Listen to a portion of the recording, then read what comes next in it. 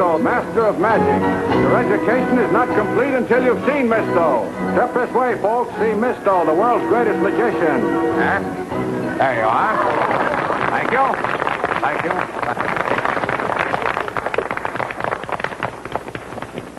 Now, here we have an ordinary loaf of homemade bread. Watch closely. Imagine that, a whole loaf of bread disappearing before our very eyes. Oh, madam, that is nothing. You far excel me at making bread disappear.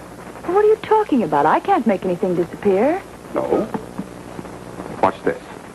There, madam, is the amount of bread that you cause to disappear every week. You must be crazy. There isn't that much bread in the world. There's that much less bread in the world every week through household waste.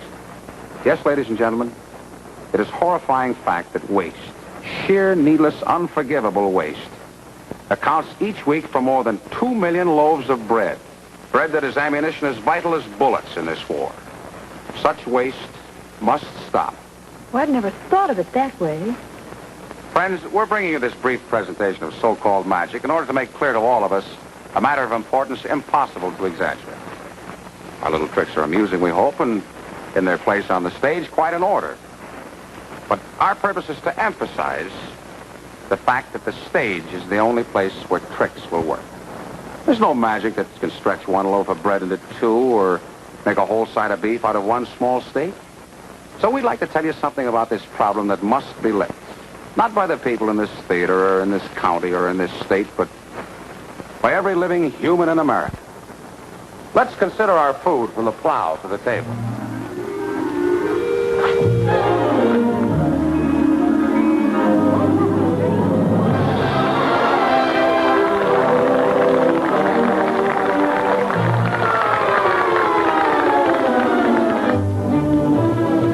If we could produce crops by this method, for instance, we'd have no crop worries, but we can't. Our farmers have achieved miracles of production, but they can't do it by magic. This is a sample of the back-breaking work that has made our record food production possible. So huge that the supply set aside for civilians is as large as they had before the war in spite of vast military needs. Now, here are a couple of young people who helped out on the farm this summer. They and thousands others like them helped increase our production. But farm help was and is scarce. If the farmer could do this, and this,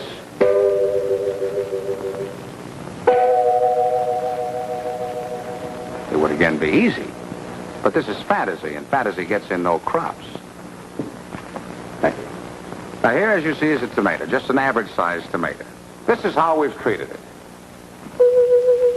By waste, by failure to handle food as the precious, vital weapon that it is, we've shrunk our available food supply. What was wasted last year would have fed our armed forces. Now think of that. What was wasted last year would have fed our armed forces. That's like throwing victory into the garbage can. Now, here's something we all like, I know. Money. Oh, money. And yet, you know, it's just really only good for what it represents. So, one trick we couldn't do without is this.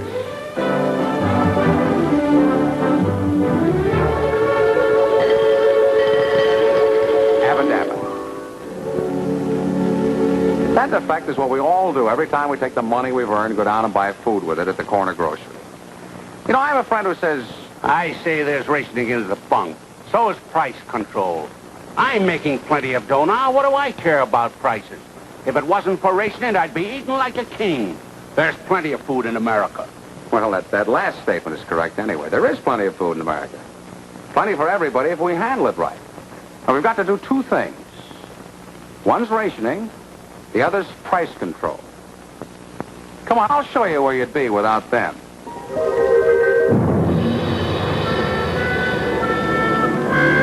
Is this the only steak you have? Yep. How much is it? $1.60. Fine, I'll take it. Hold on a minute here. If that's the only steak you've got, I'll give $2 for it. Well, now, wait a minute. I'll give you $3 for it. Wrap it up. Say, that's a mighty big piece of meat. Why not cut it up and give us each a share? Nothing doing. I'll take it all. Oh, no, you don't. You needn't think you can bluff me. I'll give $5 for it and take it all myself. Mabel's gonna give me the dickens. I'll give you $10 for it. I'll give you 15. What? I'll double that. Whippersnapper, spendthrift. I guess I showed him. Try and bluff me, Willie. Yeah, but danged if I've ever seen an $85 steak before. Yeah, sure.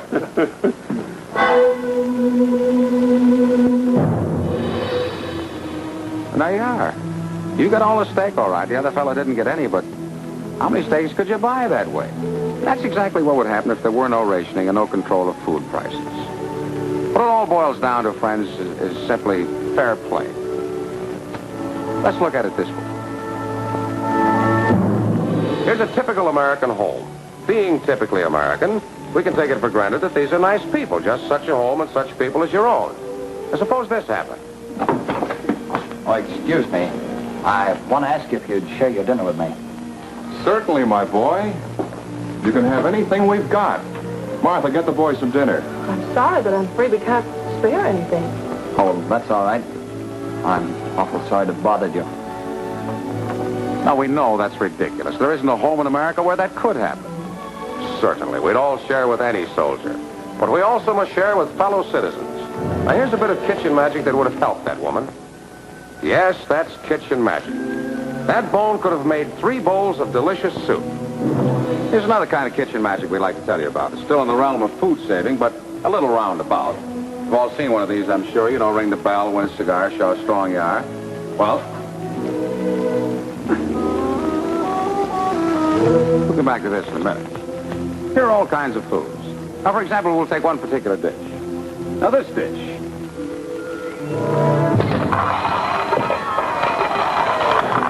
Pretty palatable, but by itself can't provide the nourishment and strength giving we need.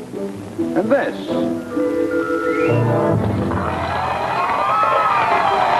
It's the same thing again. But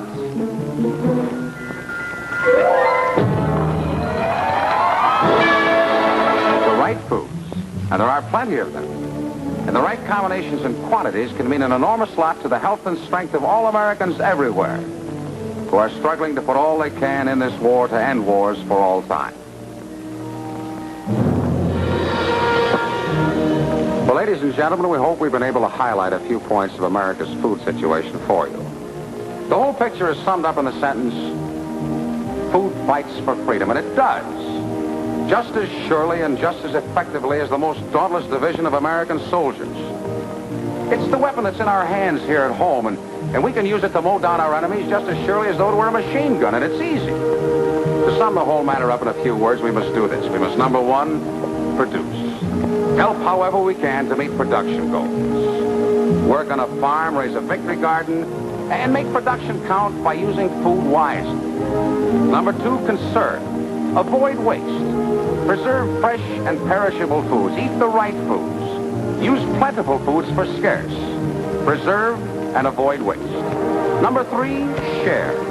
With our armed forces, our allies, and with each other through rationing. Cheerful rationing. And fourth, and perhaps most important, play square. Place the war first.